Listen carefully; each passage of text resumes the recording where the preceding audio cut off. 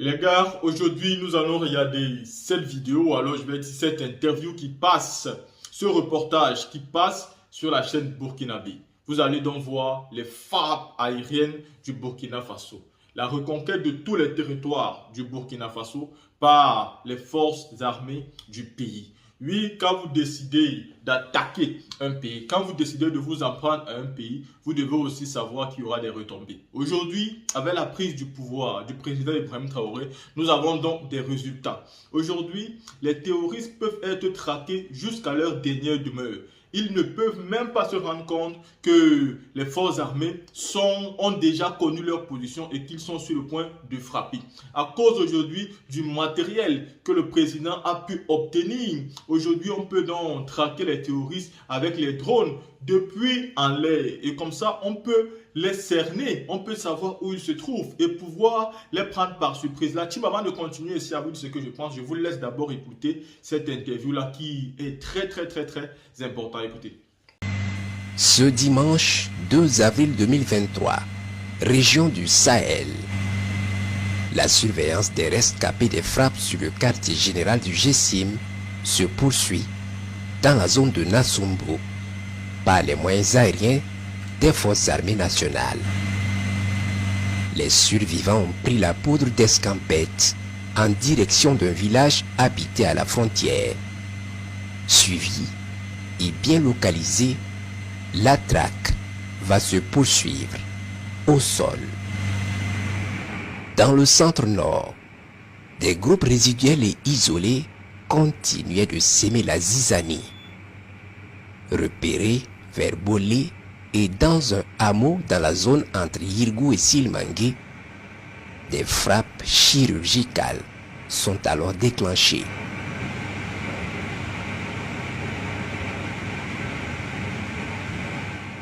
Les cibles sont réduites en cendres.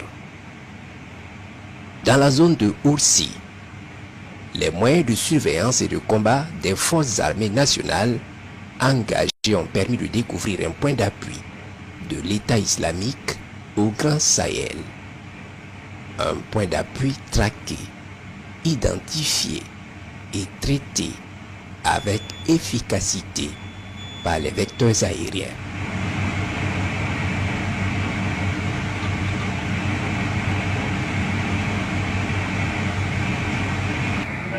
Dans la zone de l'Est, des hommes armés ont entrepris de s'en prendre aux paisibles populations de Kandjari. Ils ont trouvé sur leur chemin nos vaillantes FDS et nos VDP très déterminés. Plusieurs d'entre eux ont été neutralisés sur place et des armes et des moyens roulants récupérés. Encore des victoires pour nos intrépides combattants engagés dans l'opération reconquête du territoire. Déposer les armes ou périr. Ceux qui se sont engagés, trompés par l'idéologie terroriste, ont encore le temps de se ressaisir. C'est la seule issue.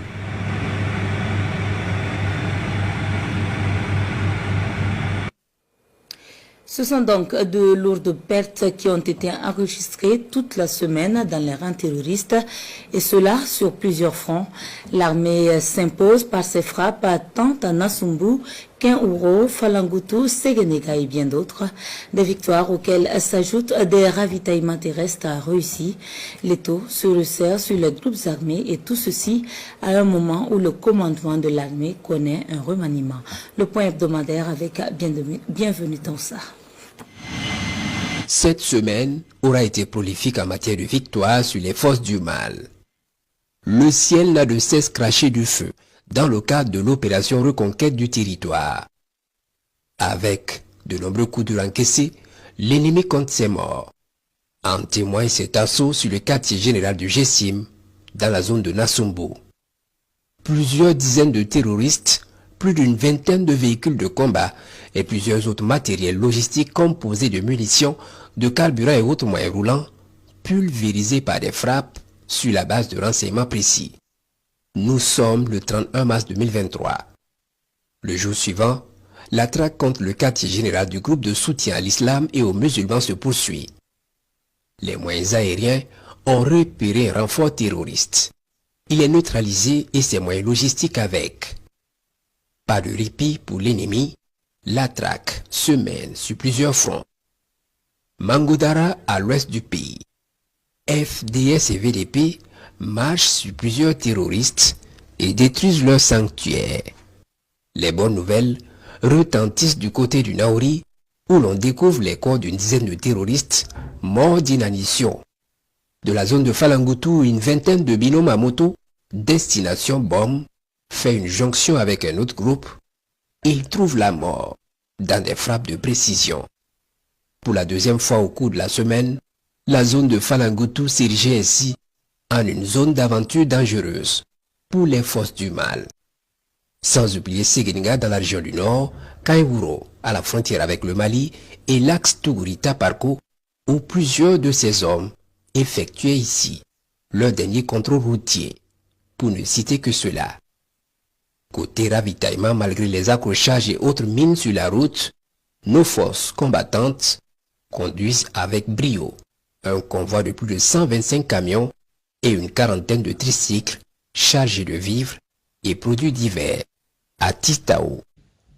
Quand vous finissez d'écouter cette interview, la team, vous convenez donc avec moi ici que le président Ibrahim Traoré est en train de mener un combat impeccable, un combat important. Et je pense avec certitude que ce problème de terrorisme dans la zone du Sahel va vraiment finir par être totalement éradiqué. Parce que quand vous décidez d'arrêter votre collaboration avec les puissances qui n'arrivent pas à vous aider sur les plans de vos besoins, en ce moment-là, vous avez l'obligation de signer des partenariats avec des puissances qui sont d'accord à vous aider sur un certain nombre de problèmes. Et quand vous avez des problèmes encore de la reconquête de vos territoires, votre priorité devrait donc d'abord être la sécurité des populations.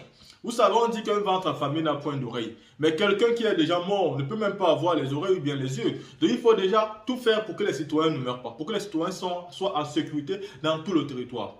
Est-ce que vous pouvez imaginer comment ça peut être mal pour un dirigeant d'un pays de pouvoir gouverner un pays qui n'est même pas totalement entre ses mains? Quand le pays est déjà divisé, vous avez du mal à prendre les décisions. Et c'est pourquoi j'ai souvent eu l'habitude de dire que le président Laurent Gbagbo, quand il était au pouvoir en Côte d'Ivoire, il avait du mal à gérer le pays parce que le pays était quand même divisé par une branche de rebelles. Et ces rebelles-là qui étaient prêts à tout pour que le pouvoir du président Laurent Gbagbo tombe. Quand bien même le président Laurent Gbagbo, par sa démocratie, par son envie de paix, par son envie de voir tous les Ivoiriens réunis, voulait même concevoir un certain nombre de trucs inconcevables.